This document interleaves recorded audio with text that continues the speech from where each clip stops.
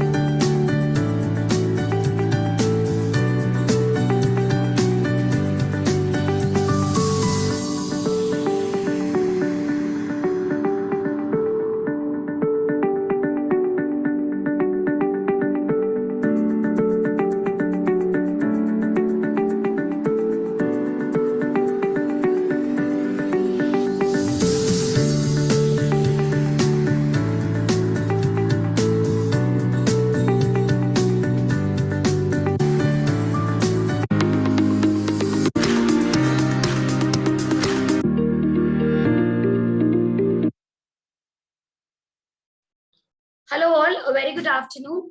Before I start, I just want to know if I'm audible. Yes, Ekta. Yeah, you are. Thank you, Rucha. So hello all, a very good afternoon. Myself, Ekta Dubey, and on behalf of the Branalytics and our partner Impulse by Zozode, we welcome you all on a very interesting roundtable, which is redefining employee engagement by leveraging technology. So before we start this interesting roundtable, there are a few guidelines that I would like to highlight and make you people aware of. requesting all the attendees to be on mute when the speakers are taking the session. There are a few guidelines. We need to raise your hands, unmute yourself on your video, introduce yourself, your company, and put your questions to our speakers during the Q&A session. So before I start, I'm happy to introduce a partner, Impulse by Zozode. Impulse by Zozode is a platform that enables organizations to build an engaged workplace where everyone is aligned, motivated, empowered, and connected. Today, we have wonderful sets of speakers who are going to share very interesting insights on the topic that we are going to discuss, which is key to business success, fostering employee engagement using a holistic approach. Happy to share and introduce them. We have Mr. Kushal Bhatt, Director Human Resource with Razorpay. We have Mr. Ranganatha GR, Associate Director HR Sales with Kellogg Company. We have Mr. Ajay Venkatesh, Market Partner, Global Employee Experience Transformation, COE with Accenture. We have Mr. Anup Lewis, HR Director with Schneider Electric. We have Ms. Anita S. Guha, CIO Talent Advisor with IBM India Limited. We have Mr. Anindya Shi, Vice President, Human Resource Geo Platforms Limited. Mr. Gurmeet Singh, VP Sales with Zozode. And happy to have a moderator, Ms. Rucha Vele, Marketing Manager with Compass. So thank you all the thought leaders and the audience for joining in. We are going to make this session very interesting. Over to you, Rucha. Thank you. Thank you so much, Ekta, and a very, very, very, very warm welcome to all of you, to all the panelists and the audience here. So happy to be here, and thank you everyone for joining us on a Friday afternoon on a festival, and very, very happy to be here. So to start this session, let us go ahead with a quick round of introduction. Just a disclaimer, panelists, please don't feel bad if I take a little while to come to you because the panel is pretty vast. Can we start with you, Kushal?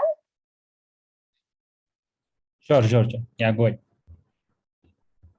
Can you just introduce yourself in a few sentences. Hi everyone.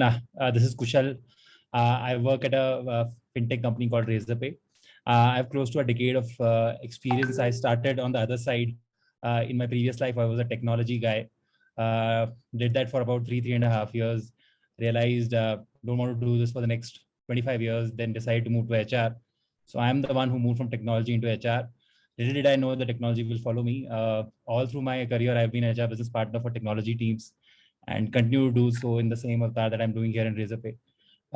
Looking forward to a great discussion, looking forward to some great insights from all of you, and then learning from each other and taking the best from this discussion and implementing in our organizations.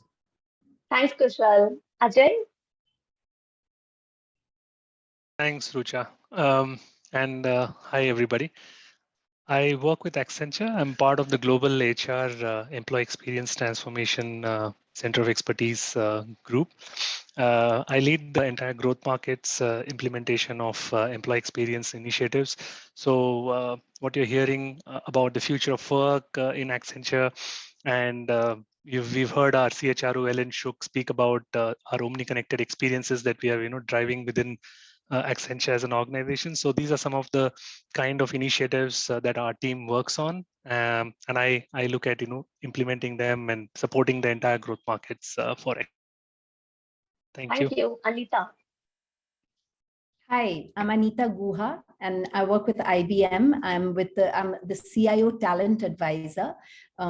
So I'm involved in various talent-focused initiatives like attract, develop, and recognize focused initiatives at IBM. And I'm really passionate about learning, about diversity, about leadership development, and about employee engagement. So I'm really looking forward to this discussion. Thank you, Anita. Mr. Ranganathan. Thanks, Rucha, and thanks, everyone. My name is Ranganatha. I lead the HR function for a Kellogg, sales organization, and I've been with Kellogg for 4 years. Before that, I worked for companies like GE and ABB. It's been a fantastic journey in the HR business partnering role last 2 decades, close to last 2 decades, and so equally interested to understand, learn from all of you. And as it rightly mentioned, it's a round table. It's not one speaker speaking and others listening, and also the equally from participants to hear from their experiences and their some of the best practices and examples of from their organizations. Eagerly looking forward for the discussion. Thank you. Mr. Anu. Yeah, I hope I'm audible. Yes, yes, you are. Yeah, I'm working with Schneider Electric. I support the CIO of the company and the digital transformation. So I work as a global HR director for this digital vertical of Schneider Electric. It's kind of an in-house captive. I'm very passionate about HR in general, but of course, specifically about employee engagement and employee experience. I'm looking forward to share my views, my thoughts, what we are doing. Also eager to learn from other people on the panel today. So looking forward for an interesting session. Thank you. Thank you. Gurmeet. Yeah, hi everyone. Very good evening. Rucha, am I audible? Yes, yes, you are. Cool. All right. So what I do right now is I work with Zozode. I head business for one of our product, which is called Impulse. Impulse is our employee rewards and engagement product. Otherwise, as an experience, from an experience standpoint, I've been in the HR tech sales and business throughout my career. I've sold recruitment solution, learning solution, and other solutions that help HR leverage technology. I've been with Zozode for about 4 years now. As an organization, we are about Zozode is about a decade old organization. We also got funded 2 months back by a very large loyalty management company for about $30 million. We are a core product company. We are solving problems that the HR face via technology. The subject of the call today is very close to my heart. This is what I speak every day, day in, day out. My wife tells me I speak of technology and HR and problems even in my sleep. I think it's a very, very great subject that we're discussing, and I look forward to learning a lot from such great panel today. Thanks, Rucha. That's all. Thank you. Yes, thank you. Thanks. So my first question, Ajay, I mean to open the panel. And before that, before we get to that, considering all of you have such rich experience, I would really like it to be, let us keep it a free-flowing conversation. Please feel free to add on to other panelists' points and add on, I mean, any experiences, anecdotes, or insights that you might have. Please feel free to do that. So, okay. So my first question is for you, Ajay. For someone who spent so long in HR, what do you think? How do you think? What do you really? How do you define employee engagement? What is your definition of employee engagement? And how do you think, or if it has changed, has it changed since the time you started working? Has there been any change? And if so, what has the change been like? Of course. I will not get into the definition of employee engagement because there is so much that you can talk about when you define employee engagement. So I'll in fact focus on the change piece. Yes, of course. I think all of us here on the panel, we would have all seen, how employee engagement used to happen initially in the pen and paper mode. I've actually done surveys initially when I started my career in the pen and paper mode of running that survey, collecting that data, and putting entering it, and then coming up with some analysis and then action planning and all of that we used to run in organizations during my earlier consulting days. From there on to what we see today, tremendous change. Then as technology seeped in, we saw technology taking that whole element of the pen and paper thing to making it more accessible and more digital. So if I were to give a classic example, when I used to work in GoAir, the way we used to do employee engagement, purely pen and paper, there was no technology. We didn't have any platform that could, so but then what happened is only a select group of people could be reached out then, in a corporate setup or in the office setup. What about people in, let's say, if it's in plants, if they're in the front line, they're working on, like in the airlines, a lot of people working in the field side, right, in the airports, etc. How do you reach out? I mean, either you keep distributing, it's humongous logistical nightmare, to get that organized and run it. I remember doing that for performance management also. So huge nightmare. Technology, step in technology, and a lot of things changed. It enabled clearly scale. I mean, in terms of reaching out to a larger number of people, and everybody's voice could be heard now. earlier there was a specific limited voice. Now there's a lot of voice that can be heard from everyone within the organization. There's a lot of analytics now. As technology evolved, we also had machine learning, AI, and a lot of new things that are coming in now, which we'll speak of as well. So I'll just focus on the important things that most organizations are using. Like, you have data analytics now. So we have teams which actually help you streamline and help you identify, okay, what are those top 2 areas that we want to focus on? So clearly, it has helped us from moving away from chaos. I would say employee engagement was a chaos earlier, because if it would have been really successful, we would have not been speaking about it still, and we'll keep speaking about it in next few years to come. We would have seen great engagement scores are not so great, right? I mean, take any organization. Let's as HRs put our hand on our heart and say, whether we truly are and really an engaged organization. So we can clearly see globally scores are pretty low. And the reason for it is because of the chaos. From chaos, now we have moved to more structure, which I think is showing impacts for a lot of organizations, where they're seeing, how the scores are moving on specific areas, because you are able to prioritize better, and you are able to create action plans. And more importantly, I have never believed employee engagement is an HR tool. HR is just an enabler at all points of time. Employee engagement is a tool that the business has to use to effectively understand what and how do we, keep our people motivated and aligned and moving towards our organization's goals in the right direction. So that's my quick take, so others can also chip in. Yes, thank you. Anita, Anu?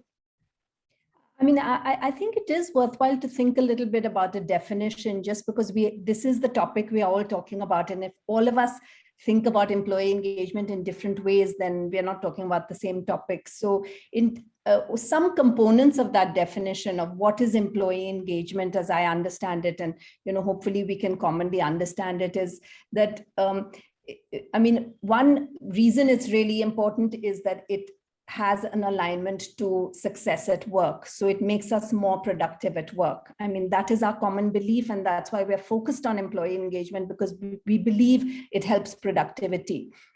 And essentially what employee engagement does is that it makes, it motivates. And so I think the word you used, Ajay, motivation, that motivation part is a big part of employee engagement, because it motivates employees to put that discretionary effort to do that little bit extra than what is the baseline of what they exactly have to do. So that willingness to put in extra effort or extra time or extra thought into the work that they're doing helps organizations get to the next level. So it is clearly an important thing, because it helps organizations move fast and move ahead. And so, I mean, that's why we're really spending time on it. And on the question that you asked, Ajay, about how it's changed, I don't think it's really changed that much in terms of the importance of employee engagement. It's always been important.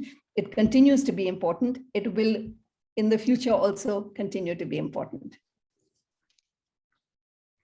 Thank you, Anita. Mr. Ranganatha, Kushal, Anu, what are some of your thoughts on this?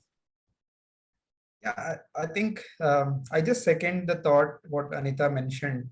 It's a fundamental and a basic in any organization, without which I think the organizations cannot reach their objectives and goals that has been set, and what they wanted to achieve. But I think the definition is, as she rightly called out, it just simple, mentally, physically. Is employee emotionally, is employee able to attach to an organization, is what it all means actually.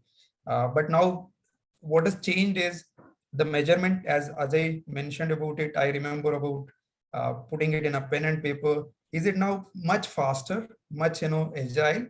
We are able to tweak. I remember clearly, about 16, 17 years back, Gallup was one which is like major organization who are talking about Q12. It was a very famous Q12 question, questions that was there. I think, but each organizations have evolved in its own way, and then developed their own the formats, and it's easy to administer now, to understand where we are currently against the benchmarking organization, plus on its own. And anything which is not measurable, I strongly believe that you cannot improve. That means there is a measurement which has been established, and now it is much faster, where you can take to the next level. I think that is where it all boils down to. Thank you. Yeah. Thank you. Kushal? Yeah, so just to add to what Anita said, I think I love the terminology that she used in terms of productivity, right? What makes you feel more productive at work?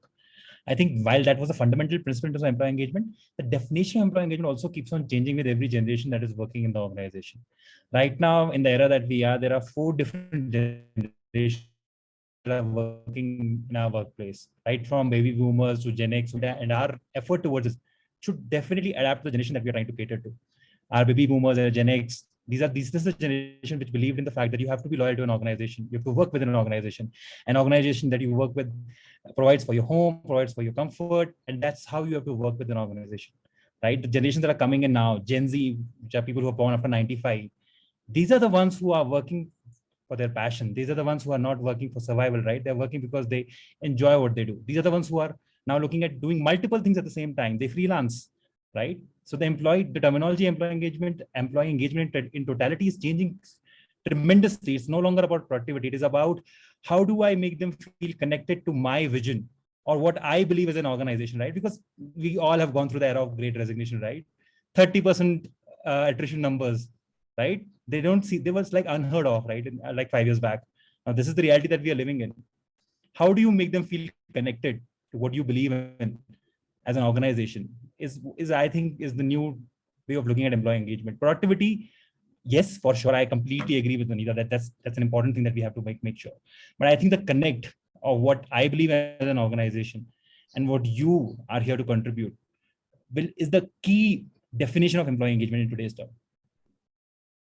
Okay. Thank you. Thank you, Kushal. Mr. Anu?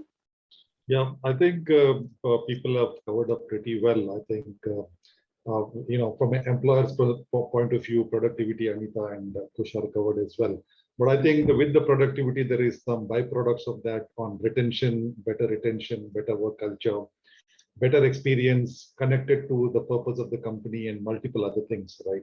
So which will help the organization. But I think what we have not focused so far is how it is helping employee, why employees are interested in better engagement is probably they're looking for better career, better growth opportunities, better developmental opportunities, exposure, recognition. Probably end of the day, it will also result in their career growth and the salary along with that. So I think that's the interest from employees' perspective. So everybody is interested end of the day in a better employee engagement. And probably, I don't know whether I fully agree with Ajay. He mentioned that, globally, the employee engagements are low. What I have referred and what I understand from my limited research is that anything above 80% is you are kind of a best in class engagement score. I think our organization somewhere around that.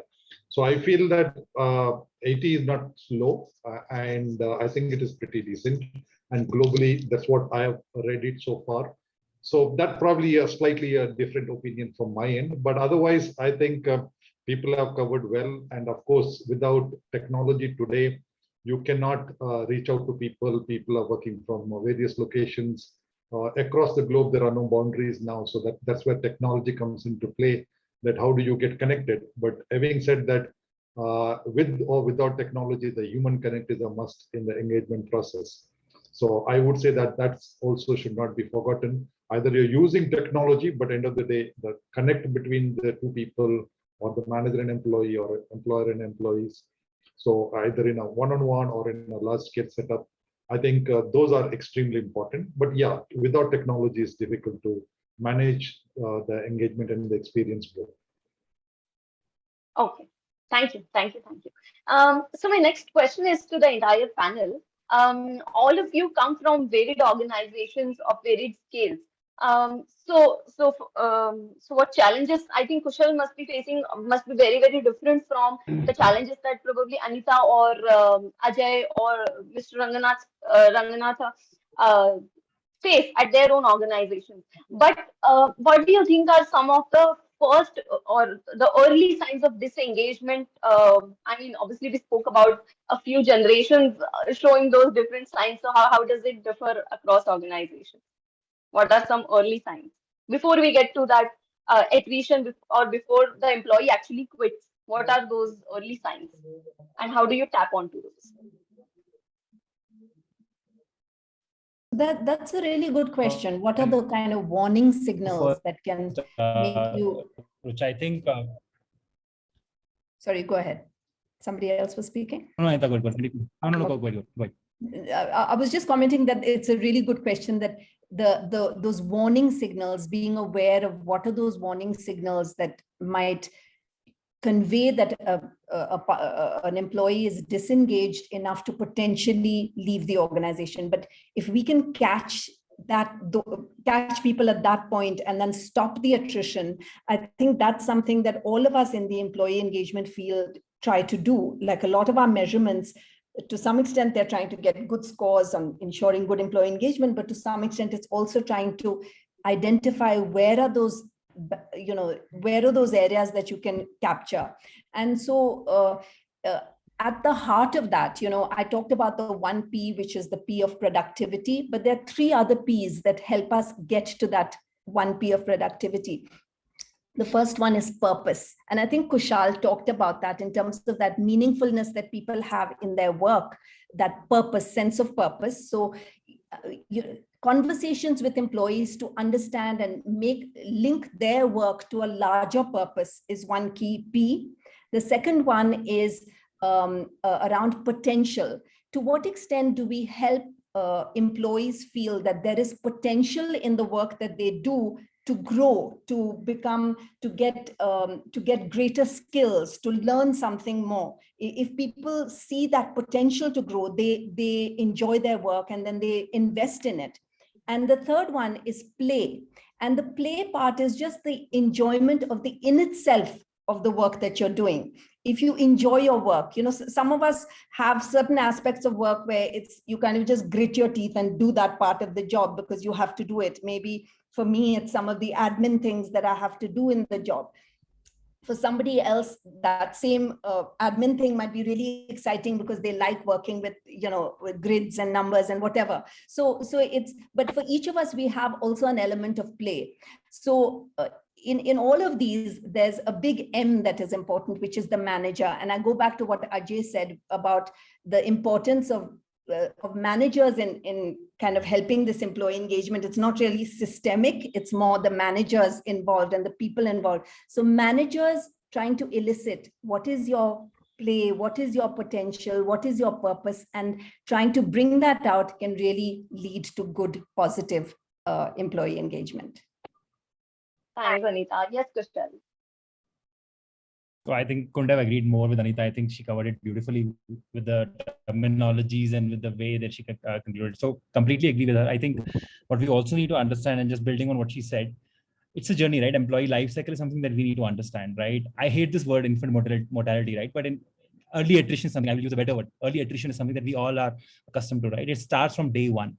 The day you land with a job offer and you enter an organization and you're told that what you are now doing is completely different from what was committed in an interview process or whatever, are the early signs of employee disengagement, right? You need to start from day one. And the most important thing would be, how do you create a listening culture? For someone who is day one in the organization, for someone who is day 50, day 100, whatever, 5 years, 10 years, 15 years, that listening culture will help you in terms of your early warning sign. That is your EWS that we keep talking about, right? If you have a listening culture in the organization and you use it to the truest potential, I think that's a better way of figuring out whether your audience is engaged or not. A lot of people are not engaged with the onboarding process only, right? They feel disillusioned, they feel a little overwhelmed in the role that they're doing, right? And that's where it starts. So I think creating a listening culture, and I think Anita said it also right in terms of manager, right? A manager plays a very, very important role in terms of creating the listening culture. But I think going back to what the roundtable is about technology, that's where technology comes into picture, right? Your manager cannot have a one-on-one conversation with you all the time, right? There are certain times where a manager may not be available because of physical constraints, because of location constraints, whatever. That's where technology comes in. So if you have to build a listening culture in the organization, technology will play a very, very pivotal role for you to understand whether the onboarding process went well, whether the performance management process went well, whether the person went through a particular offsite, did that offsite went very well, this person went for a short-term assignment, whether short-term assignment was good for the individual. So I think for me, if you really want to understand employee engagement and early signs of employees being disengaged, it has to be through a listening culture developed through technology.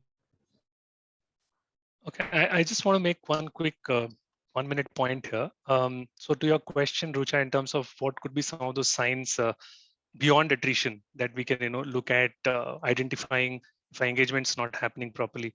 So some of the signs that based on our own research that we have observed is you can clearly see in terms of lack of initiative from the employees. So clearly lack of disinterest in what they're doing in anything that's offered to them in what they're supposed to do. So one is that. Second, clearly lack of leadership. So if they have people under them, they're not leading them well, they're not providing them well, they're not caring for them well, which brings me to the important element of lack of empathy. Clearly one of the biggest distinguishers of how disinterested and you cut away from the organization's larger purpose and interest in the organization is when you start displaying that lack of empathy towards everything, towards your customers, towards your clients, towards your people. So these are some of the signs. And then of course in terms of absence and other things, there's so many HR factors that you can pick up. So but these are some of the observational factors that you can identify in terms of if people are losing interest. And to Kushal's point, in terms of, since he mentioned listening, and to your last question, the shift. And this is where I'm challenging all our HR people here in terms of thinking or moving away from the whole terminology of what we call as engagement. And since Kushal brought that beautiful point of listening to our employees from the time, not just from the time that they're onboarding us, please note. So technology has even in fact gone way before they join us. So how are you engaging with your prospective employees and employees who have left you as well? So technology gives you that kind of support, right? So that brings me to the question of are we rethinking engagement totally in terms of moving away from the typical engagement, the whole engagement mindset, to moving to an experience mindset, because that's where the larger shift is going to happen. And we're already seeing that happening in our organization and in large organizations. And we are also encouraging many organizations to look at that shift, move away from the typical engagement mindset. And to large extent, some of one of you mentioned the element of the productivity, of course, is an important criteria, but it's gone beyond that. So I think Kushal mentioned the element of connection becoming more important. And last couple of years, I think all of us have seen how important connection is. And we have multiple researches, our own research that we have done with our own people, which categorically brings out the element of care and connection becoming very, very important. So definition will keep shifting, priorities will keep shifting, but are we fundamentally moving away from the traditional approach to rethinking how we want to, the experience mindset needs to be brought in? So just food for thought. Yeah, I'm definitely in in agreement with both Ajay and Kushal in terms of the importance of listening and the fact that technology definitely helps us listen better. But my point would be that it's not enough just to listen unless what we hear, we have to respond to it, right? Because I think that we are also in danger of doing so much analytics at every stage in the employee life cycle that we also, this kind of over analysis leads to paralysis type of phenomenon where, okay, let me get more data before I actually take action type of situation. So I think listen and respond, it has to go hand in hand, because otherwise employees also feel, okay, another survey, I told you already I'm not happy with XYZ, now you're surveying me again in more depth, so there's survey fatigue issue, there's just too much of just a smiley face type of responses on various things that we conduct and do. So that's why the listen and response, it has to go hand in hand. That was the only caveat that I want to add. Yeah, other early signs are probably, if you look at your town halls, is there a participation from the people? One is a participation. Second, is there interaction during the town hall? Are the people asking questions?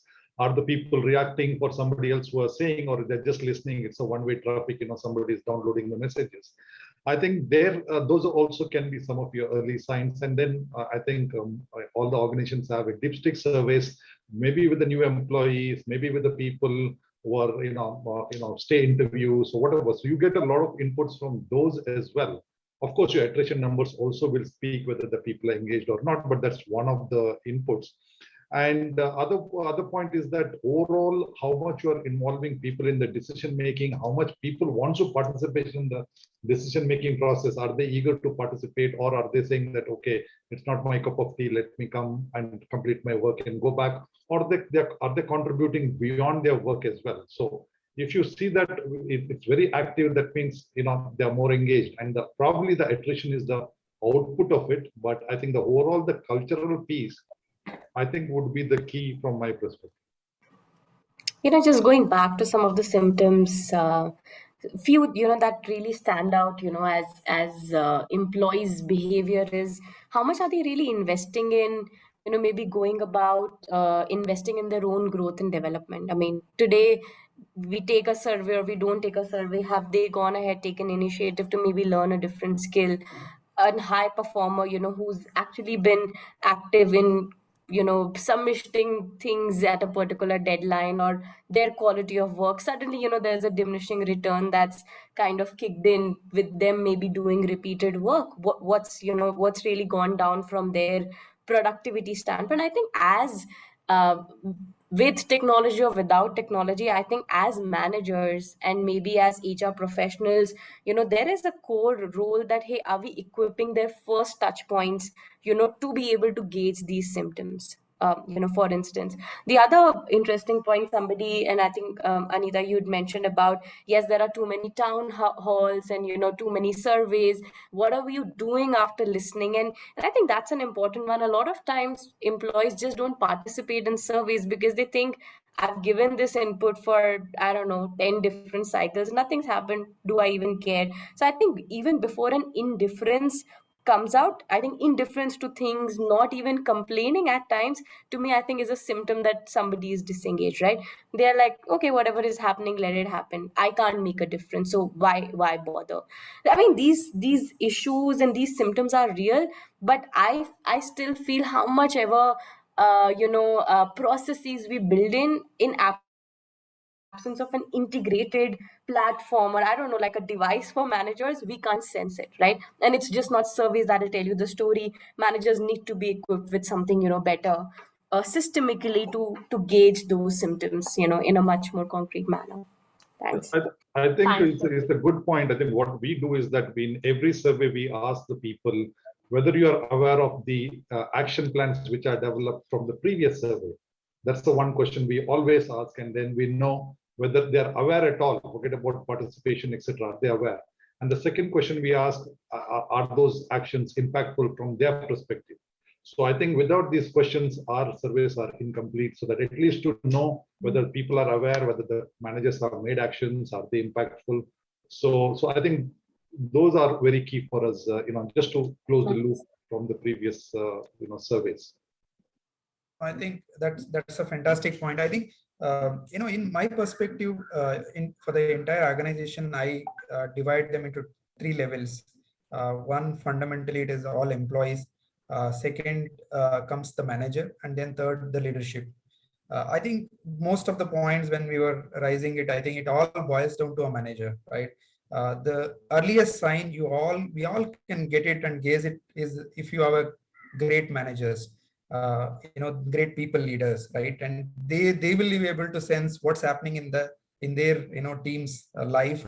That's when the input comes, apart from what others already said about from the before even joining the organization. There are many employees, they don't even join, and that there is a reason for it. It's not just because they got some other offer, but there is a stronger reason why they're not joining. And then after joining, first, it could be a 30 days to 90 days, you will understand whether they're able to stick or detach. I think that will be a very, very strong point, where your organization embracing that, the inclusion. I mean, that piece comes here, because they always, you have your own mini culture within the larger organization cultures.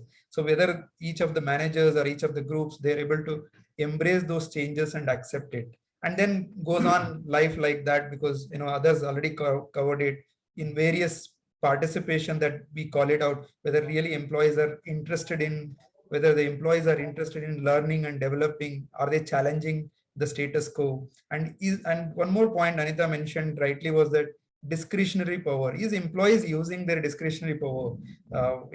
What it matters the most in the engagement? I think those are the perspective from my end. Yeah. Thanks. Uh, and Ajay, yes, Gurmeet, you were Yeah, saying? hi. So I was just trying to come in. Thank you. So I think I heard and thanks everyone. I think the kind of data points I write from the fact that someone mentioned if you can't measure something, you really can't anyway control it. To the fact that people throw breadcrumbs across the way they are interested or not. To the fact that budget fatigue. I think we've covered pretty much everything around and the meaning of engagement by itself. It has just changed, I think over time. I just want to chip in here maybe for a minute to let you know that how excited I feel when I hear this, because our philosophy when we started off with what we wanted to do for the HR fraternity was exactly the same thought. And we saw the taste of success, and I'm quoting quote unquote, when we were hit by COVID. uh, People needed platforms to engage their employees, and they needed something very, very robust, quick, light, omnipresent, accessible anywhere, and stuff like that. And we saw the success for ourselves, for our own platform, which is called Impulse. The intake grew by 450 percentage for the first 3 months when we were hit by COVID, including industries that we usually think are, if I may use that word, heritage. I'm not getting the right word, but industries we might think are not very tech savvy. From that perspective, we saw them adopting technology. Companies in the automotive sector, in the manufacturing sector, adopting technology because uh, there was no other way. Basically, I think uh, the digestion of technology became faster with COVID in that sense because everybody was at home. And being a product company, we've seen that for ourselves. And we exactly do, and I'm very proud to say that whatever you've just mentioned right now were our initial uh, guidelines to look at building something which will do real time, which will throw breadcrumbs, which will give you ideas on who's engaged, would give you real time and take care of another example that someone quoted of taking care of baby, of the the Gen X and Z and pre-95. And I'm sorry, I'm not getting those nomenclature correctly right now, but then the example was great. You have three different set of maybe age groups now to handle, and then the larger problem is the current age group, the generation X. They need everything real time. They want it right now. If they want to thank you, they want it right now. You don't give them tomorrow. And if they want to thank you, they want to thank you right now. And that's exactly what we solved for, saying, okay, let's give them something that they can do whenever they want to do. And I think I'm very excited hearing this, a lot of learning for me. And I just want to chip in saying that it just validates what we've been trying to build for ourselves. Thank you so much. Thank you, Rumit. Nandita, Rohit, you both of you've made interesting points. Would you want to speak about it?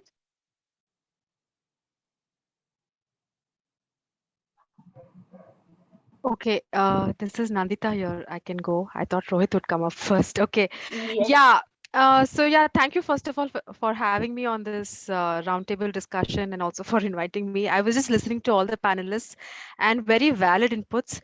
And I think from my learning of being in HR and especially post-COVID, right? The last 2 years of COVID has taught us a lot.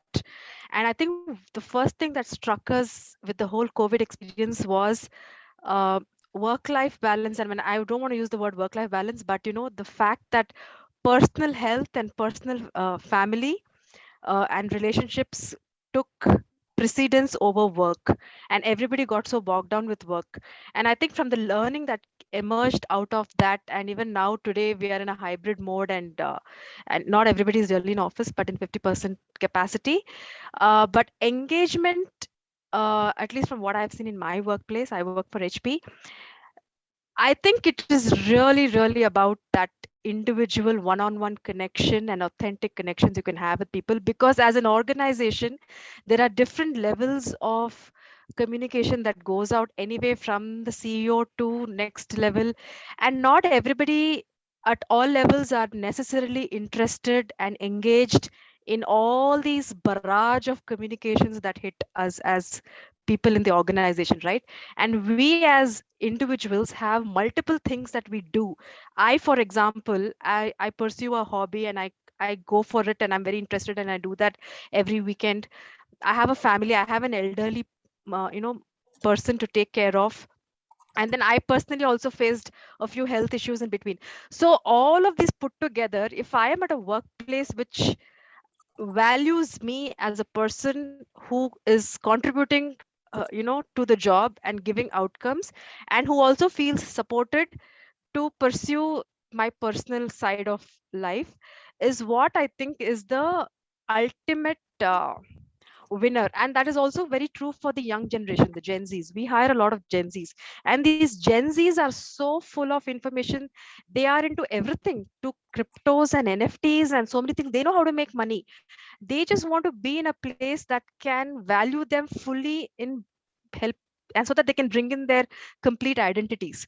So if a Gen Z or somebody or a working mother is not able to attend a town hall, or let's say an all employee meeting, and today's times we have recorded versions anyway, people watch it or see replays at a time of their convenience, I'm not too sure that really is an assessment or a feeler thing to feel about, okay, there is dipped engagement. Not necessarily so. uh, I think attrition, of course, is a big indicator. But all of these other elements, as managers in smaller groups within those teams, if that connections are strong and authentic, and you have more empathetic managers, I think that is a big winner in terms of engagement. Thanks, Nanta. Rohit? Yes. All right. So, yeah, I mean, I just got done writing the essays that I wrote in the chat room.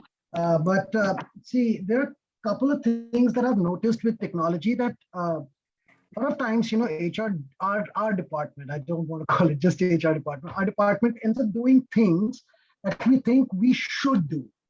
But we should, and especially around technology, we talk about, I know I worked with someone who said that we should do video interviewing. There was never an issue that we had in terms of, our recruiters not being available to take the interviews. But why? Because everybody's doing it. Or some, one of those panels that the person probably attended, and over there somebody talked about video interviewing. Now, more important rather than we should be, what should we do and why? Figuring out your why is so much more important than just doing something and then doing something flashy so that you can talk about it, that we are also doing it. And another thing another point that I mentioned over there is about explaining why. Because a lot of times to your people, you tell them that, okay, this year we're going to do this. This year, let's say this bit is going to move online, or your entire performance discussion form is going to look different this year. Now, why are you making this change? People get that buy-in from the people, or once you just tell them that, okay, it's basis the survey, or sometimes you have your mid-year check-ins, right? Why do I need to have this performance discussion 3 times a year when my manager has already decided my rate? So now whatever we do in terms of either employee engagement or in terms of performance management or anything, to kind of put it very simply, for the betterment of the people so that they are more productive and they contribute to the company, just taking that time to actually explain the simple logic behind it to people and the science behind it would get you so much more buy-in, because everybody wants to buy. They just don't like being sold to. That much of effort would do so well for us. That's all. Thanks, Rohit. So I mean, I appreciate the fact that you spoke about jumping onto the bandwagon. Just because everyone else is doing video interviews, let us also do it. So does it so happen? I mean, Kushal, Anita, Ajay, my question is to all of you. Does it often happen that organizations do adopt a few technologies that don't necessarily serve their purpose, but just adopt some of them to jump onto the bandwagon?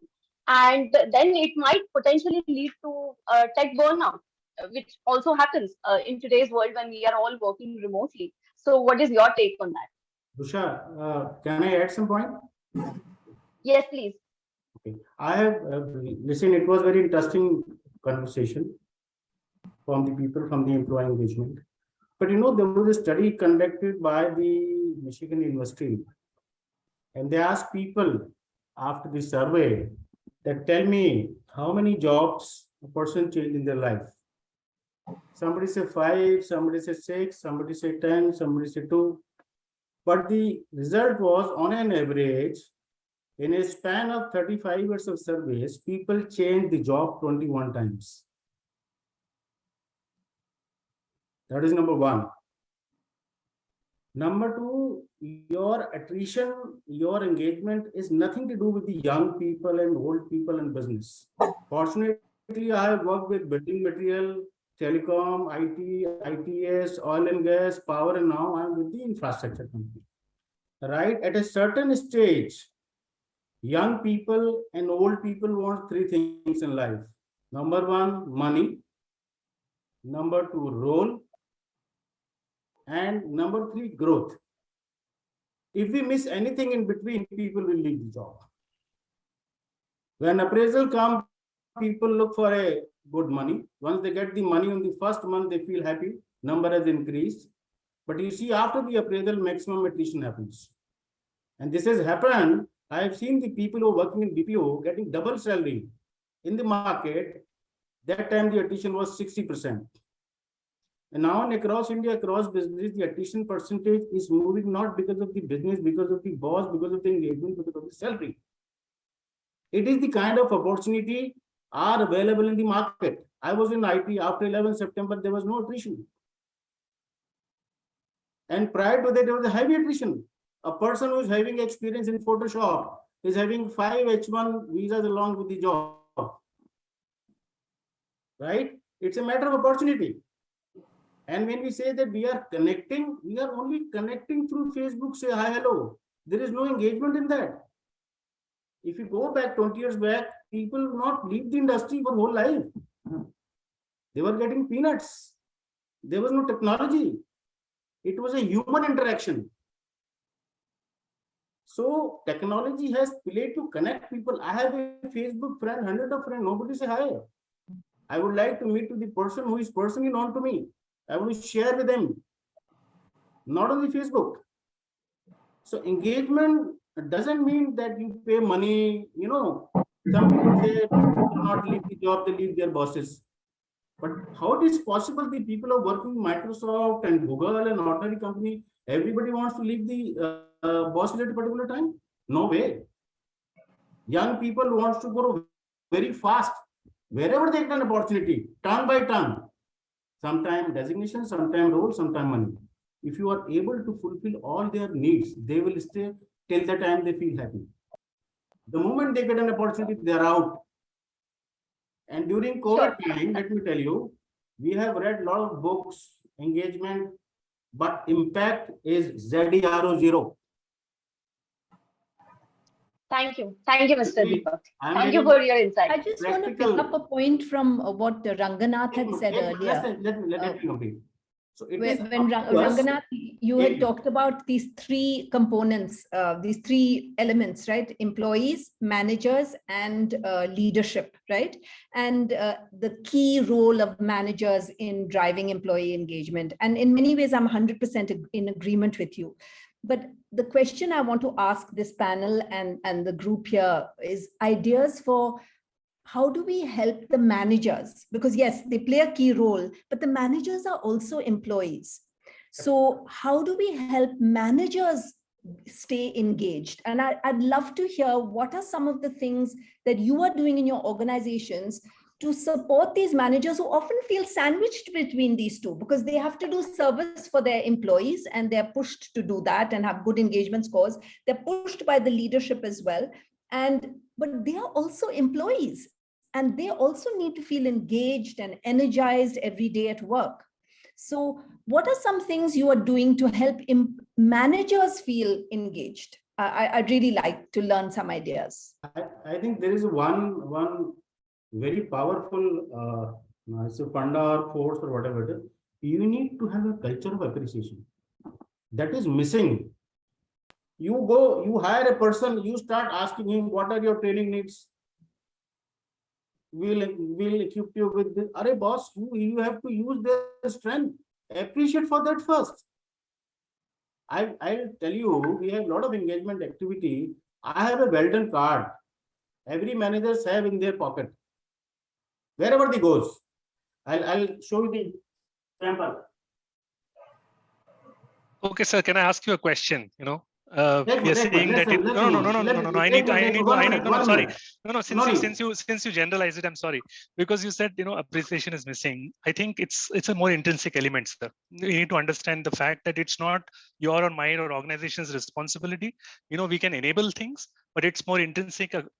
When you go and buy something outside, do you thank someone? If someone comes and collects garbage from your house, do you really thank that person on a day-to-day basis? I think that's very intrinsic, and that's where we can enable.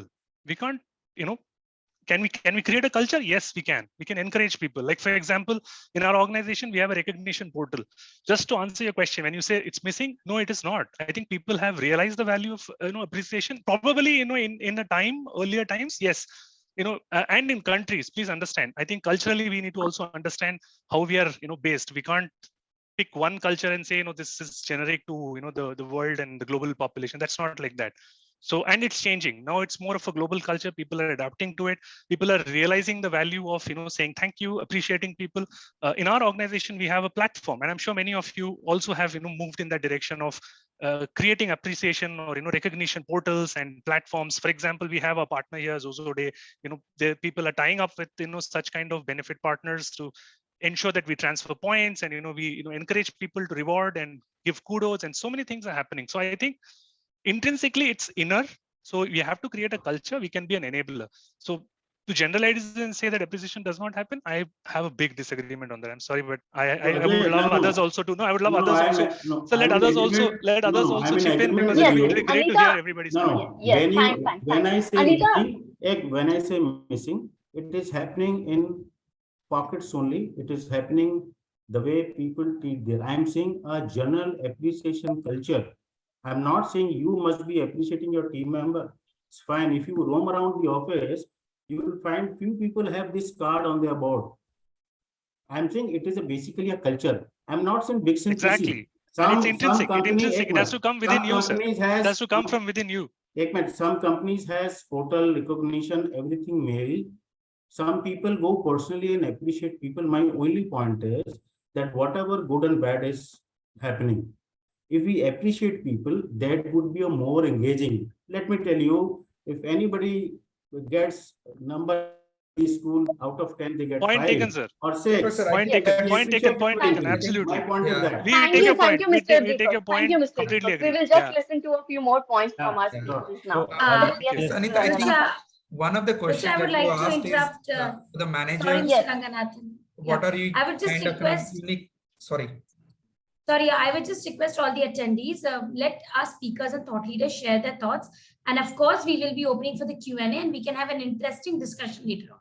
But before that, let our thought leaders, please let them share their insights.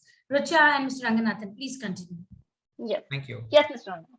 So, Anita, I think one of the things that you especially called out, what are we doing, to develop these managers? I think in that, HR plays a very critical role in coaching and mentoring and developing them. But in our organization, especially, I'm calling it out, this is some of the 2-3 best practices that we follow. Probably it could be in other organizations as well. But I know in our perspective, it has been evolved, and it really giving the outcome that we are looking from past couple of years. One we do is on the new manager assimilation. The manager, when he joins his team, giving 30 to 60 days time to understand and learn his team, and then facilitate a session with the rest of the employees, very open session, using the simple model to understand whether he is able to understand the team and vice versa. And if there is a gap, and make it open and help them to improve that communication channels. That is one thing which we do. Second we have is, we have a coach survey. It is, again, we called it a coach survey because we are not called it as a manager assessment survey.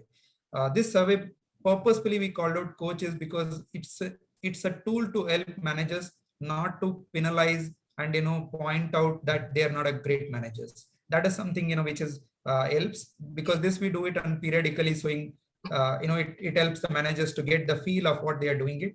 The third, and coaching and mentoring, even within this the coach survey outcome, we take it, and then we find an opportunity for those managers who are struggling or who are not able to manage it effectively. So we help them with a coaching. Again, we don't use these tools for a performance management. We know where we kind of touch these points in the performance discussion. That's a clear communication across the organization, saying that we don't use it as a tool to penalize them. It is more to help them, develop them, and mentor them. I think this is something what we are doing it in our organization. Probably, I'm sure many good organizations would be practicing it. I would love to hear from others as well. Yeah, I think just to add one more point, Ranganath, what you said, I think you covered quite a bit of it. I think it's the first step is, how do you identify a manager? Is it because he's doing his job very well, is technically very sound? Is it because of that? Or is it because, he has traits or interest or passion to be a manager as well? So I think many a times, because you're doing well in your current role, you're promoted, and there is sometimes not much of training or coaching for him. He's trying to do his own way, trial and error basis. So I think the very fact that if you have a strong assessment process or a selection process for a manager, and then as if he is coming to your organization newly, how do you induct him as a manager for the first 90 days or first 1 year or 1.5 year? I think that is essential, because based on him, there are so many other people who will be looking up to him, and he may not even realize sometimes. So I think the entire selection process of a manager, getting him onboarded, and of course some support for him as he moves forward. And for him, there are mentors to mentor as well and give power fire as and when required. I think that is extremely important. Otherwise, if they have a conflicting situation, they may not even know how to manage a conflict in between, or how to influence without authority. How can he be one with the people, or when he should wear his manager hat, etc. So, many of them comes trial and error basis for them. So how do we remove the trial and error basis, and how do we make him empowered? I think that's the key. Thanks, Anu. Kushal? Thanks, Rucha. So before I begin and answer Anita's question, one request that I had, since we spoke so passionately about generalizing, I would request all of you to please use gender neutral terms when we're talking about managers. I think a lot of us are only using he. We also have to be cognizant of the fact there are female managers also. Let's try to be more inclusive in our approach of saying he or she. Keeping that aside, I know offenses to anyone. So just wanted to just put it out there. Anita, to your question, the important thing that I think we need to understand is that managers in itself, it's a community, right? A lot of organizations have employee resource groups. So what we have done is we have created a manager learning forum, saying how can managers create a community for themselves, right? There are people who have 10 years of people management, 12 years of 15 years of people management. Can't they be the ones who help or coach young managers or managers who recently joined the organization on nuances of people management? So we call it manager circles. And this is a monthly case study that we do every month, where there's a particular theme that we pick up. It can be performance, it can be diversity, it can be engagement. And then we create a fictional case study and circulate it to all the people managers, saying, what would you do? And that's the motto of that manager circle. What would you do as a manager? Right? And then once you do that, managers come and talk about it, that I would do this in this situation. And then we have this coach, this seasoned people manager who has done this for the last 15 years, or she has done it for the last 12 to 20 years, and has learned the nuances of people management, right? They come and then they talk about their experiences, that this is what worked for them. This is what is what has really helped them in their journey as a manager, right?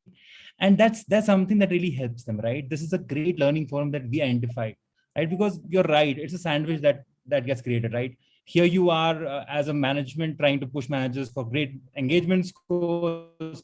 Employees are coming to them for their career growth, and they are sandwiched in between, right? So I think creating community, a sense of community where they can lean on, right? And saying that, this is the situation that I am in. You have done this in the past. What did you do, right? And that will be a great way of making sure that we are able to help our manager community. And that's something that has really worked for us. Yes, Ajay? I have just one different take. While we do a lot of what all of us said here, but at the same time, one more area that we are focusing on, we are a tech company, hardcore one that to say everything that we have is all tech enabled completely, start to end. So I think one of the initiatives that we are driving over the last few years is looking at the user experience. And when we say user, so here I will use the term to manage experience in the case, let's say we call them as people leads in our organization, who are the custodians of running the engagement surveys and managing and ensuring that the action plans are implemented on the ground. So what typically happens when you start having technology, I'm just sharing with you some challenges organizations may face as you start building up on technology. You have too much of technology, so you have too much of integration that keeps happening, so a person needs to keep clicking here there, so there's so many things that keeps opening. So that's where the whole thing gets confusing, and instead of making the process more seamless and easy, and we feel it's like wow, fantastic, but the poor person, the business person, he or she has to manage the P&L, and at the same time also be responsible for the engagement of the team. So that's where I think user experience becomes so much so important. So we're trying to see if we can eliminate redundancies in the technology processes, remove unnecessary things, try and make it as simple for the person to be able to apply it, use it, and to a large part of what Anup also mentioned in terms of ensure that we are learning from it and we are constantly improving on it. Thank you. I think more and more organizations are making it more intuitive as we are. Do you think there has been a shift about? So there was a time where organizations were focusing just on business, then they moved to their customers, and now is the time where it has completely moved to the employees.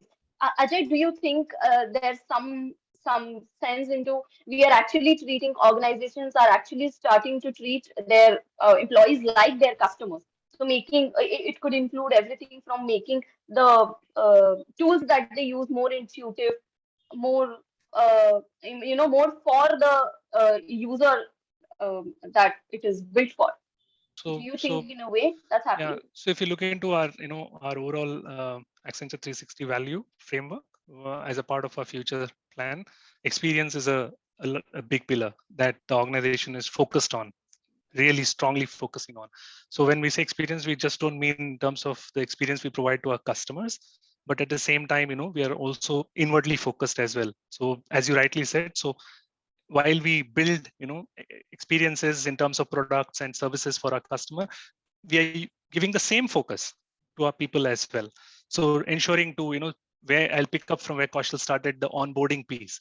So how do we redefine all of it? Because end of the day, and to Anita's point of the whole productivity angle, yes, end of the day, that's where it all comes down to in terms of your bottom line and top line. But to get it to translate there, I think it's very important that at every stage of the employee life cycle, we are able to give the kind of experiences that they want.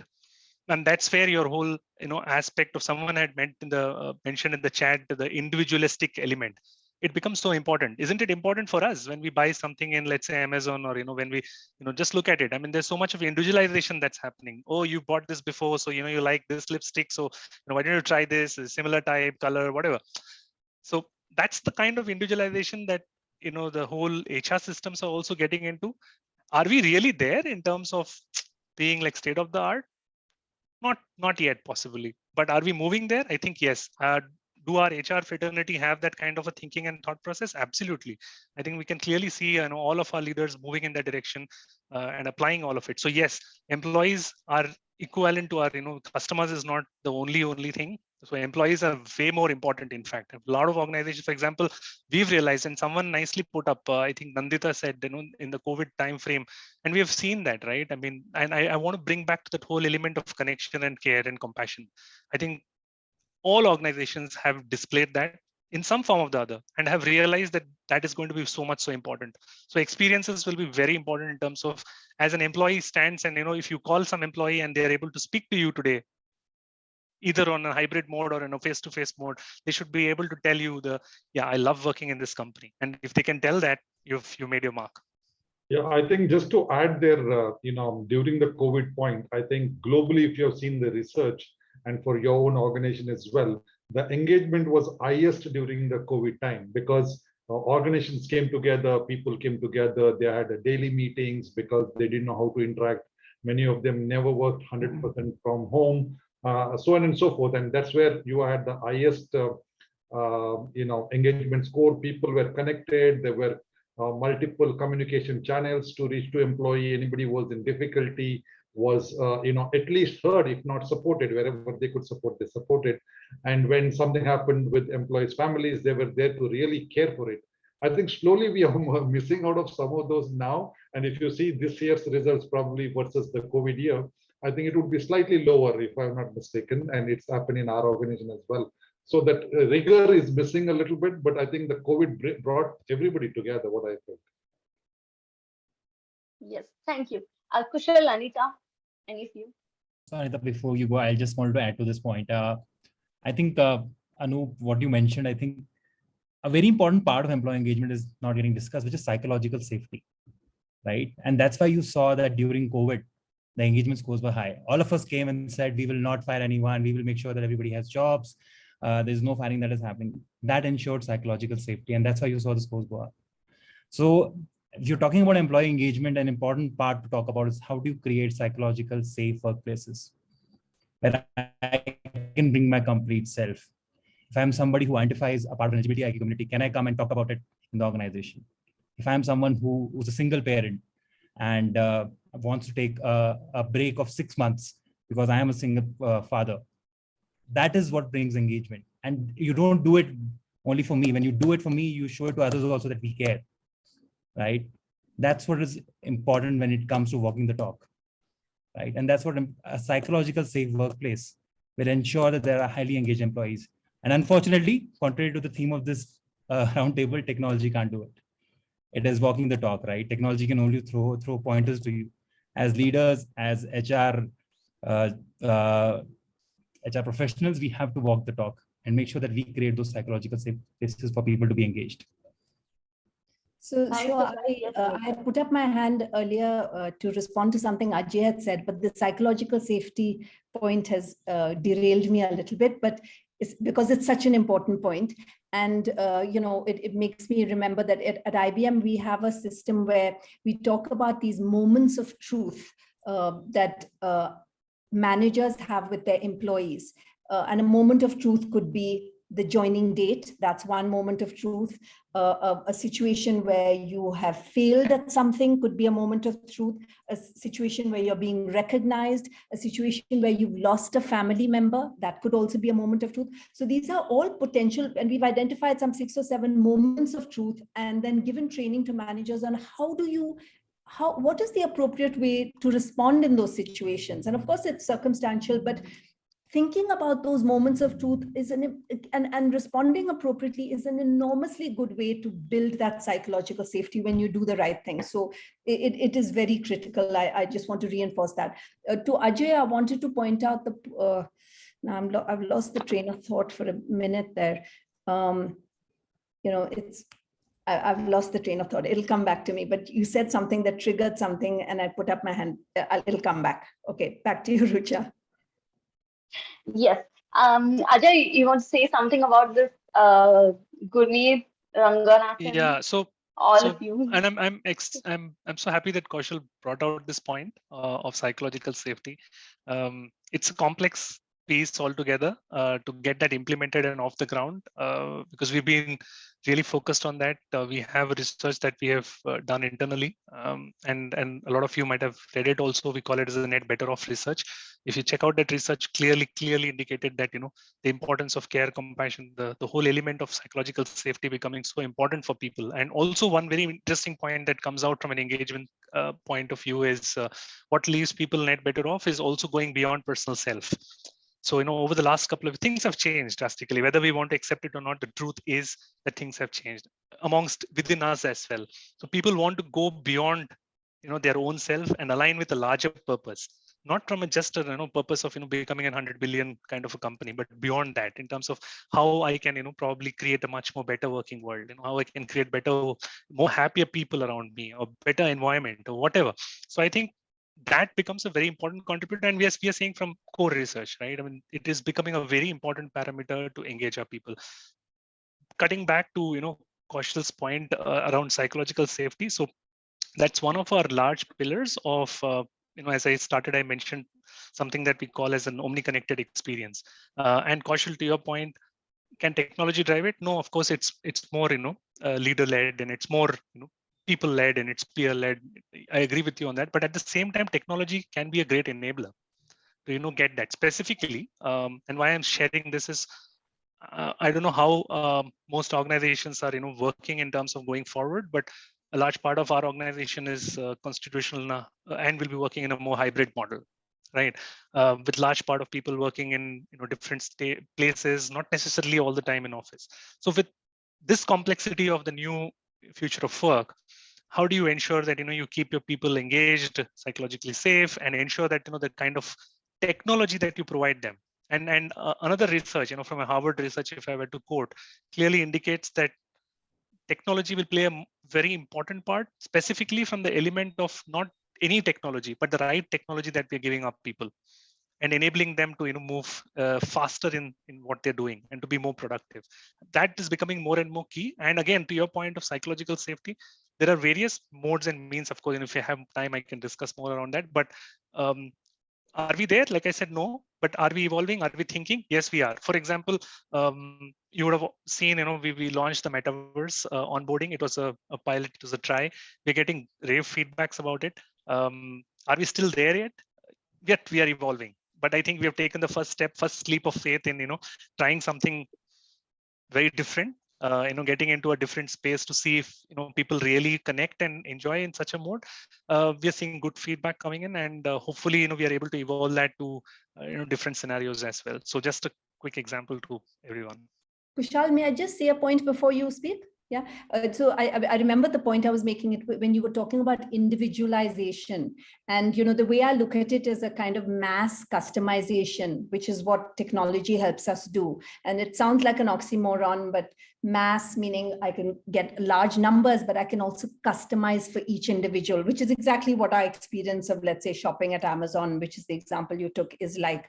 But a great example in IBM of mass customization is our Your Learning platform. So we have a platform where people can search for what is the learning that they want to do. They get feedback, they get some push triggers based on their role that, here's some learning that probably would be interesting for you. You get, people can respond and give feedback on the learning itself so that you get, survey information on how the learning is.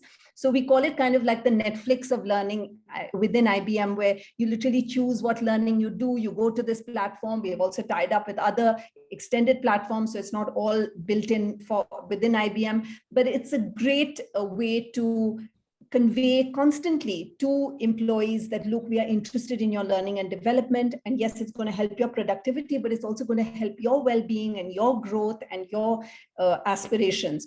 And you can customize it to yourself. So that was the example I wanted to share, Your Learning. Yeah, back to you. Thank you, Anita. Yes, Kushal.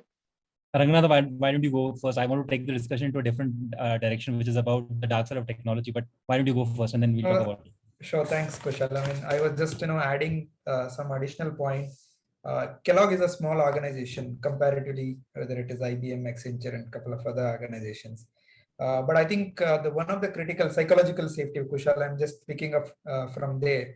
The way we actually able to transform ourselves during the COVID period and be continuing some of those elements is that it really helped us to make whatever the record breaking business results, and also it was a result of highest engagement levels that we had in the organization. I think it was just correlating. We had highest engagement resulting into a record breaking business results. I think that was a phenomenal. And then in this whole element, I think the business leaders sets the example. It was a very small gestures. Like we spoke about it. One of the example that I want to quote here is each of the India leadership team took a team of people that they wanted to call on a frequently, saying that okay, n-2, not a n-1, because n-1 is usually connected with them and they were very well aware of it. But they took a challenge to connect with everyone, even if it is 2 minutes. I just wanted to pick up a phone and talk to them what's happening in their life, what's happening in their personal life, and so on. It was a great outcome because some of the people would have never spoken, and when they have spoken, some of the employees were broken, saying that, wow, I mean, this is never heard of it. I think that gives us a psychological safety, and whether they were working on the field or sitting at home and working from home, but I think they ensured that we are connected to the purpose and we are just delivering it. And none of this discussion, any managers brought up any business discussion. It was all about personal, all about connecting to them and understand what's happening in their personal life. I think those are the things really helps in building this psychological safety. I know after a COVID and when we resumed, it is not so much because it is we are connecting in the office and we are able to talk each other. But I think those are the elements we still wanted to embrace somewhere and continue. I think that is something what I thought I'll just add on to. Thanks. One last thing that Yes, Kushal, Gurmeet. Yes. Yes, Kushal. Before we open it up for questions, I think one last thing that I would like the panel to maybe discuss or have a view on is about a phenomenon of tech burnout, right? And I would like to hear both Anita, Ajay, Raghunath, Priti, anyone to take this up, because I personally feel we are in an era where there's a phase where we have got a Zoom call fatigue, right? We have a 30-minute Zoom call, then we get into another call, then we have to do a context switching. Here I'm discussing about campus hiring. The moment I'm 11:30, I'm discussing about AOP. 12 o'clock, I'm discussing about diversity and inclusion. There is a tech fatigue, and let's be honest about it, right? I was reading a study yesterday about OC Tanner saying that on an average, there are 11 technology tools that an employee uses in a given month, right? Now, this is something that we need to talk about, right? While technology is great, it is the future, and there's no denying in that.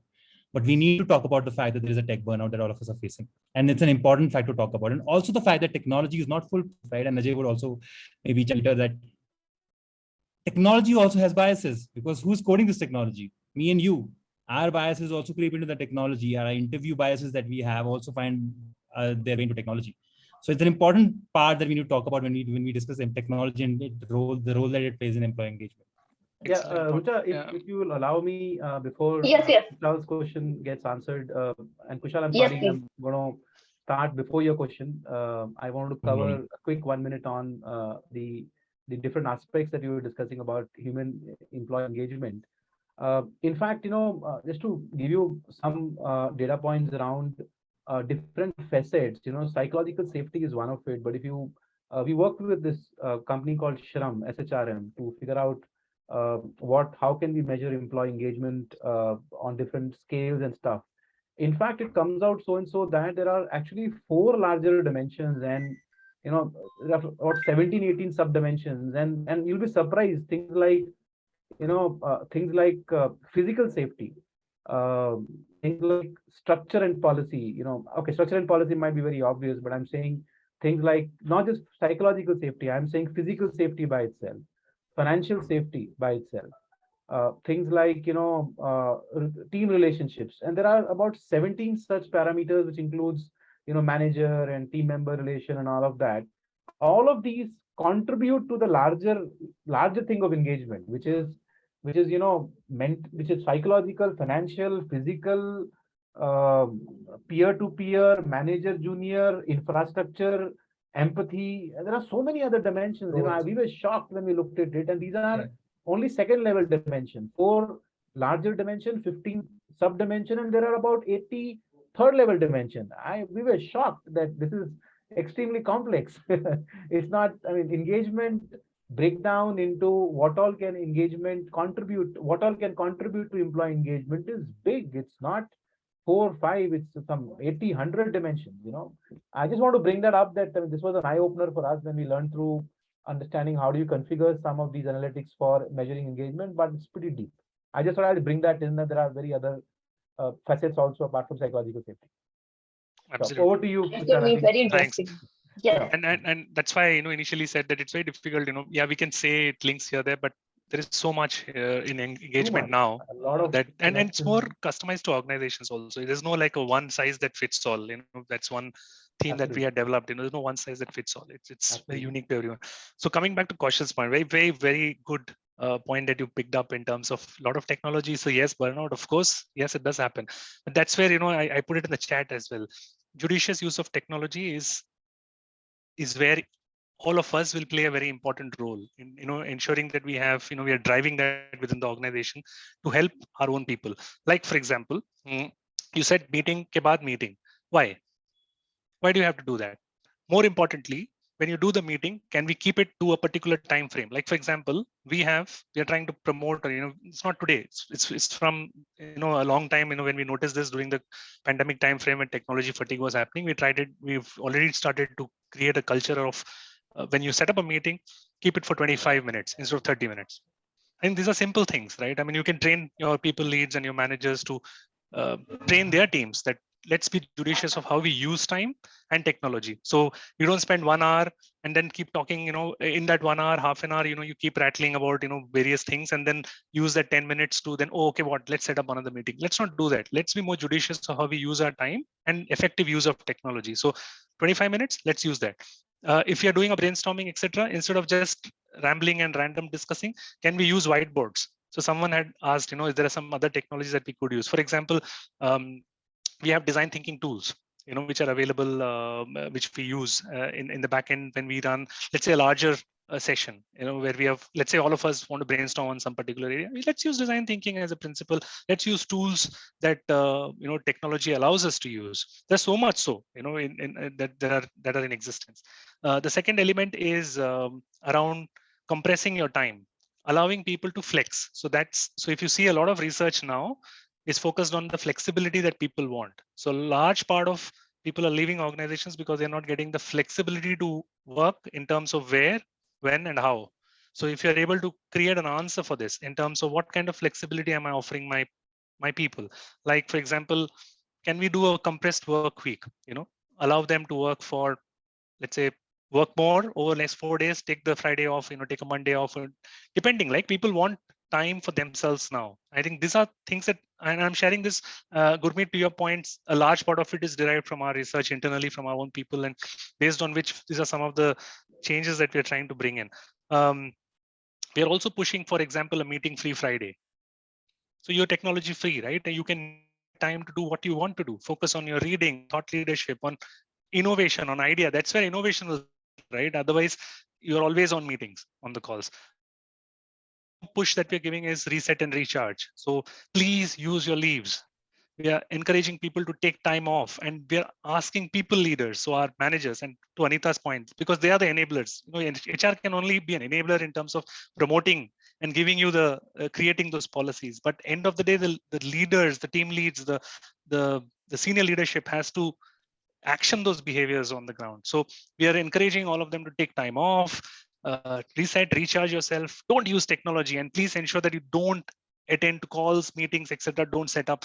And trust me, this has changed a lot within the organization, and it has improved engagement for people from the technology burnout to more judicious and effective use of technology, including me.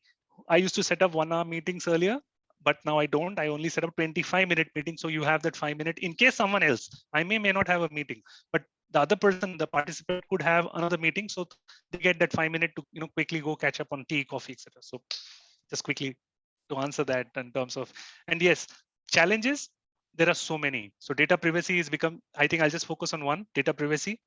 We have our government also relooking into laws and all of that stuff. So I think in each country, if you look at it globally, it's a huge challenging task because every country has its own GDPR laws which are set up. So data privacy is going to be a game changer in terms of how we use technology.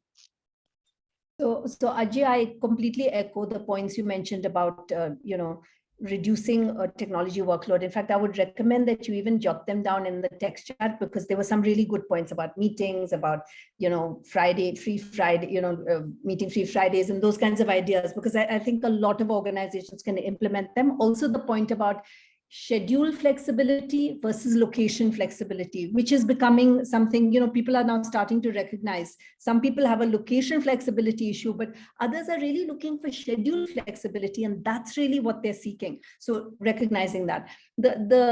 The dark side of technology that I'm very conscious about is the bias aspect of it. And it's particularly rampant because of the male-female bias, or any past data is data coerced. And so if we are moving forward in a new world with more inclusion, then it's not going to include all, that past data reference is going to be a bad reference. And one example that comes to my mind is this somebody had sent on WhatsApp this thing on Amazon. Somebody had was searching for, I think, a fan on Amazon. Have you seen this one? It's on WhatsApp. So when the fan request came up, next to it, it said, okay, the last person who bought a fan also bought a rope and a stool. Would you like a rope and stool with it, type of thing, So you can see the past bias, the pattern of buying X and then patterning it. So it was more on the lighter side, but this is what bias can do. It can create patterns that are really quite unrelated or biased in a sense, and then them for the future. So we really do need to be careful about that aspect. And I think there has to be human intervention to do cross-checking and make sure that those biases don't exist, because we ourselves have unconscious biases. So you just need to do cross-checks to try and correct it, really. Thank you. And just with that, we've almost come to the end of the session. Any closing notes from any of you, Ajay, Gurmeet, Kushal, Ranganatha, and any of you? There are some questions from the audience, so I'll let that time for. Yes. Any thoughts on measuring the impact of employee engagement referred to productivity and efficiency? Measuring the impact of employee engagement that refers to productivity and efficiency. Or we have one more. How can we convert a covert SMEs use more technology for better engagement in organizations and become entrepreneurs? So I'm going to touch on that on the metric, because it's really $1 million question. Just like, when we do learning, we say, what's the ROI of learning? And it's very, at a certain level, you can say, okay, help people with skills and help behavior change, etc. But really, it's $1 million question. I think it's the same, I'm afraid to say, with employee engagement. We do a lot of inputs, but you can measure it in terms of the success of that event or the success of that particular initiative. But to translate it to say, but that success I attribute to your productivity this month, next month, this year, next year, the fact that you did not leave or that you did leave, it's really, we haven't cracked it. If you do, please let us know. So it's mostly intangible. I'm afraid so. I mean, maybe some of our technology can help to some extent to give some linkages, but indications. Correct. Yeah. Just to add what Nita said, there can be a high amount of correlation that one can do. I remember I was working in a startup where you can figure out the quarters where we had high employee engagement. In those quarters, were we able to achieve our OKRs or not? Right? That's a correlation that we started seeing. That's a correlation that you can do. But I completely agree with Anita saying that every month, every week, if there was a high engagement score, will it mean that the productivity was high? I don't think we are there yet. We might be there someday. But yeah, from a correlation standpoint, for sure, there can be a correlation drawn in terms of, there are multiple tools that do it. I think PeopleBox is one tool that comes to mind, which allows you that functionality in terms of OKRs getting achieved. And you can measure that with your employee engagement surveys and say that the months where your employee engagement surveys were high, whether the OKR completion was in green or amber or red. So there can be one way, but I don't think we are there yet in terms of that, creating a sort of a framework right now. But do you think also the correlations between your employee engagement scores being high and the OKRs being achieved, do you think there could also be a rollover effect? So in this quarter, my employee engagement is high. That is why they're performing. So it typically happens with sales teams where they are actually working on some sales cycles. And I'm sure Gurmeet would also agree to this, where they build a particular pipeline, especially for industries like SaaS, where your sales cycle is particularly very long. So do you think having great employee engagement I scores think in we have one Ranganatha quarter from would the actually? sales world. He should definitely pitch in here and, and give us an overview. No, I'm sure, but I think that largely what Anita said, it's an intangible. But as I also mentioned it, when we had our highest engagement score, it was also a best year for the India business. And it was the best engagement scores that we had that year, right? I think that's a correlation that we can make it. But really, I mean, are we going quarter after quarter or a month after month to check this, whether it is happening, whether, both together is, I think, something, it'll be a too much and it'll be a killing. I personally, I don't recommend that. But there are other nuggets we continue to, I mean, like, engagement is again fundamental. It's not that, something we need to recreate. It is do it right things and every day, right. I mean, that's what, I mean, I also personally believe it. I mean, we should stay with that. Correct. Thank you. Some Yes, closing thoughts, Gurmeet, Ajay? So I will just pick on this because it's a very important aspect, because measurement is the key to for HR people to put it across the table. That okay, if this is important, why is it important? ये किधर impact करेगा, कितना पैसा आएगा, कैसे contribute करेगा, whatever. So coming to that element, I think just food for thought for everyone is looking at engagement as a silo will not get you anywhere. So what you will need to do, and that's where technology and as I keep saying, organizations are moving towards a huge digital, and we can hear our leaders, national leaders, also talking of that, right? I mean, the making a digital nation as we move forward from in our 75th year of independence and onwards. So you will. So the food for thought is, how can you bring the various data points together to make meaningful insights of, like someone mentioned about productivity, or be it overall efficiency or overall life cycle of an employee, etc. So I think it's about linking all of that. So our endeavor, I'm just sharing that, is to look at the various data sources that we have, be it attrition data or whatever data sources that you have, be it your engagement data or your listening data, whatever data that you have. How does all of that come together? And that's where the whole game of analytics is going to play a very important role, and technology is going to play an even more important role, because all of these systems have to talk. So to Ranganathan's point, Salesforce, so they would be using some CRM at the back end. So can I derive some insights, on some specific questions, which I have already derived a correlation to Kaushal's point, which we are there today in terms of at least building that correlation. So can I move from that correlation to more predictive insights?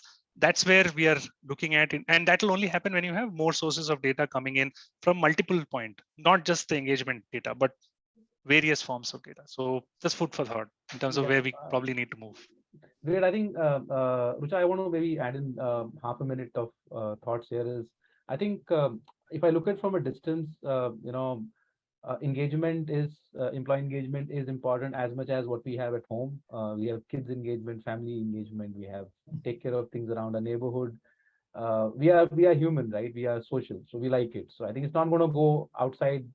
Whether it is important or not is not the question. It is important. Will we evolve consuming more technology? I think it's only prudent because it makes it easier, makes it omnipresent, makes it faster. I think some of those thoughts of should we overkill it? Definitely not. Should we let go of face-to-face impact?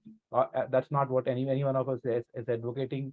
But I think it's always good to have what is good to have. What supports you in the endeavor is only what doesn't kill you might just strengthen you is another way to look at it. So I think technology is going to be important.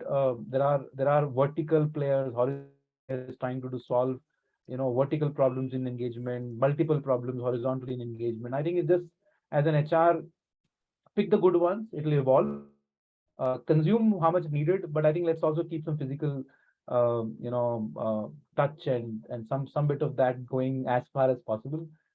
It would be my closing note, which I think let's do everything that's needed for us to get to our goals. I think that's what's important.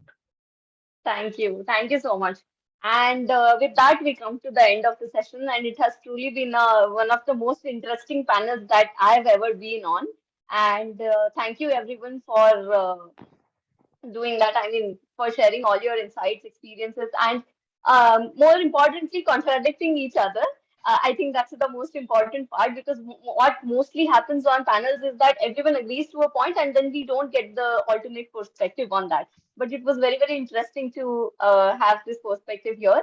And thank you to everyone for joining us on a Friday evening. And thank you, Rucha, holidays for some. Thank you, Rucha, for being a lovely facilitator for all of us. Thank you. Thank you. Truly my pleasure. Thank you, everyone. Thank you. On the closing note, yeah. Audience. On the closing over note, to you, Ekta. Thank you, Rucha. So on the closing note, on behalf of the Zozo team, Impulse by Zozo team, I would like to thank all the thought leaders for taking out your precious time, Mr. Kushal and Ms. Anita, Mr. Ranganatha, Mr. Ajay, and Mr. Anup. I left. Mr. Anindya couldn't join because he got some important engagement. And all the lovely audience, thank you for making the session so interesting. The chat box was indeed full with lovely interactions happening there as well. I would be sharing the entire session, a video with all the speakers and the audience, and would love to reconnect you with Impulse team for their interesting solutions on what we had discussed today. So thank you once again, everyone. Happy Janmashtami, and please take care of yourself. Stay safe. Thank you. Thank you so much. Bye. Thank you, everyone. Bye-bye. Bye, everyone. Bye. Bye.